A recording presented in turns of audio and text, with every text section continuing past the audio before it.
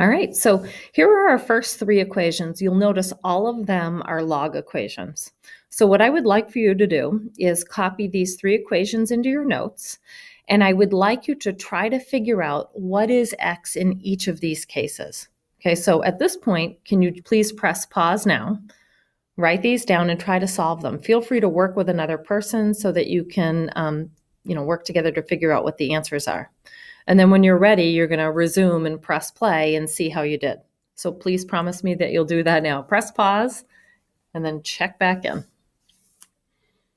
Okay, so hopefully you've already worked through these. If this first example is in basic log form, I can convert it very quickly to the exponential form. It would be 2 to the 1/2 power equals x. And so if you're using your calculator, you're welcome to do 2 to the 1/2 power. Make sure you really are raising it to the 1/2 power, though. Maybe using parentheses would be a good idea.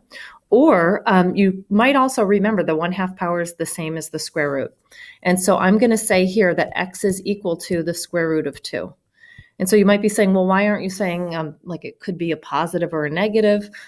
By definition, we do not take the logarithm of a negative argument, which is why I'm just going to say positive root 2.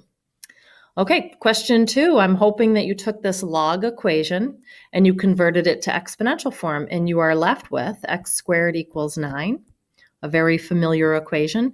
At this point, I'm hoping you'll say x equals 3, and you might even be considering -3. I would throw that consideration out because we've never had a base that was negative.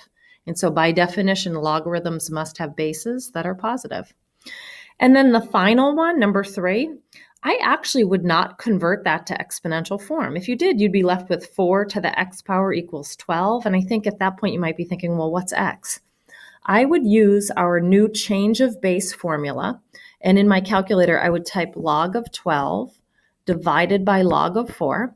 And you'll find a very good decimal approximation of what x is. So I'm just going to type that now.